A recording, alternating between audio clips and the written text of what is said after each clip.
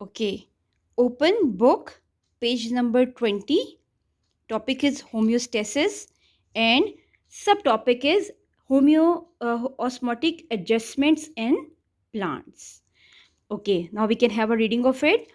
On the basis of the available amount of water and salts, plants are divided into three groups. First called hydrophytes. Hydrophytes are the plants which live completely or partially submerged in fresh water. Such plants do not face the problem of water shortage. They have developed the mechanism for the removal of the extra water from their cells. Hydrophytes have broad leaves with a large number of stomata on the upper surfaces. These characteristics help them to remove extra amount of water. The most common example of such plant is water lily. Here I am having another water plant. You can have a look of this water plant. This is a hydrophyte. Hydrophyte is living inside the, you can say, water, and it is a good example. This is having the special adaptations by which this plant can even grow better inside the water. Come toward the second one, xerophytes. Xerophytes live in dry environment like in the desert environment. They possesses thick waxy cuticle over their epidermis. Epidermis means outer layer of the skin, to reduce water loss from internal tissues. They have less number of stomata to reduce the rate of transpiration. Such plants have deep roots to absorb maximum water from the soil. Some xerophytes have special parenchyma cell in the stems or the roots in which they store large quantities of the water. This make their stem or roots wet or juicy, called succulents. Cacti, singular cactus, are the example of the such plant. Have a look of a cactus here. This is a cactus plant here. Just have a look of this plant. Have the look of the adaptations. It's having a thick covering outside, so that with no pores, when there definitely when there is having no pores, it means that no excessive water loss can takes place.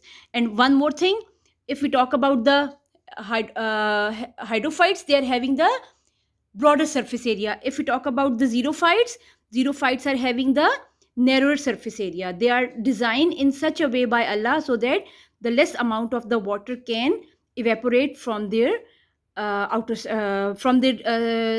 leaves to the outer surrounding, or especially from their stems or any part of their body to the outer surrounding. So these are the xerophytes. Xerophytes are the desert plants mostly, which are living in a very high temperature area.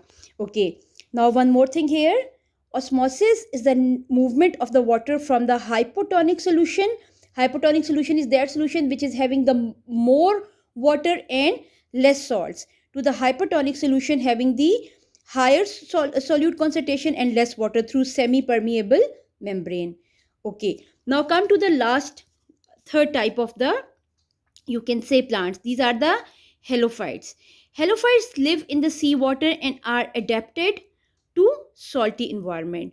Salts enter in the bodies of such plants due to their higher concentration in the seawater. You people know that seawater is having the higher content of the salt. On the other hand, water tend to move out of their cells into hypotonic seawater. When salts enter into the cell, plant carry out active transport to move and hold large amount of the salts in vacuole. Salts are not allowed to move through the semi-permeable membrane of the vacuole. So the sap of the vacuoles remain even more hypertonic than seawater. In this way, water does not move out of the cell. Many seagrasses are included in the group of the plant. So you can have a look of these three plants. First one is the hydrophyte, example is the water lily. Second is the halophytes, example is the small seagrasses. Third one is the xerophytes, and example is the cactus plant here. And I guess my today's topic become very clear to you people, that there are the three different kinds of plants. According to their adaptations, according to their body structures, they are adapted to their certain particular environment.